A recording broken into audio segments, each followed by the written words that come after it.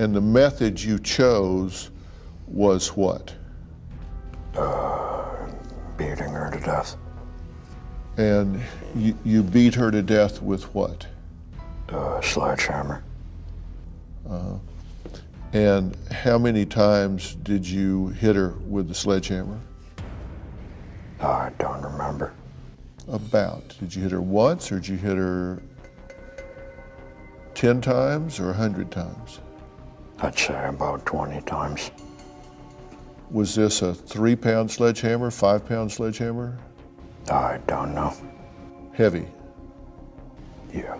Way bigger than a hammer. Right? Mm-hmm. Yeah. And where did you hit her? In the head. Where was she when you did this? She was in her room. What was she doing? She was asleep. Okay, so your